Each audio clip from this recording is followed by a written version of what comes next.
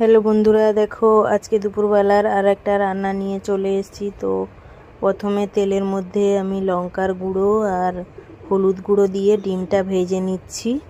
ডিমটা একটু ফোড় ফোড় করে নিয়েছি। তো দেখো তেলের মধ্যে একটু লঙ্কার গুঁড়ো আর হলুদ গুঁড়ো দিয়ে ভাজলে কিন্তু ডিমের কালারটা অনেক সুন্দর হয়।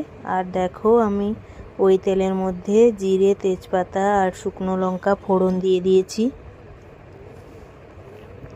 তারপর একটু ভাজা হলে তারপর আমি মশলার মধ্যে পেঁয়াজ আর গিয়ে টমেটো আর জিরে ধনে বেটে নিয়েছি একসঙ্গে, রসুনও আছে তো বেটে নিয়েছি। আর দেখো একসঙ্গে বেটে আমি কষিয়ে নিচ্ছি। আর আদা বাটা একটু দিয়ে দিলাম, দিয়ে ভালো করে কষিয়ে নিচ্ছি।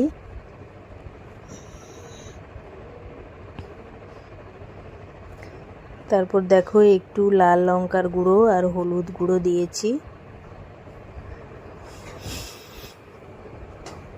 তো ভালোভাবে আমি কষিয়ে নিচ্ছি। তারপর কষানো হয়ে গেলে আমি দেখো ডিম ভাজাটা দিয়ে দিলাম, আলুও দিয়ে দিলাম। তো আবারও কষিয়ে নিব।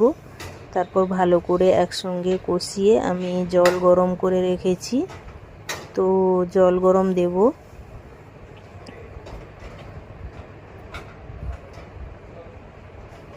তোমরা তোমাদের পছন্দ মতো করবে, আমি এরকমই রান্না করি।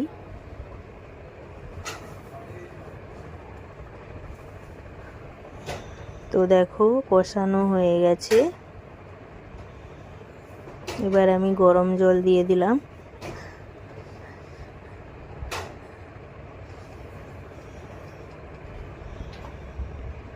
তারপর দেখো রান্নাটা হয়ে গেছে। আমি ধনেপাতা কুচি দিয়ে দিলাম। বেশি মাখা মাখা করব না, পাতলা পাতলা একটু রাখবো। পাতলা পাতলা খেতে কিন্তু খুব টেস্টি হয়। তো দেখো আজকে দুপুরবেলার মেনু আমার কি ছিল। তো আজকে দুপুরবেলা সিম্পল মেনু, পাতলা করে মসুরির ডাল পেঁয়াজ দিয়ে করেছি, আর হয়েছে ডিমের ঝোল। তো টাটা সবাইকে, সবাই ভালো থাকবে, সুস্থ থাকবে।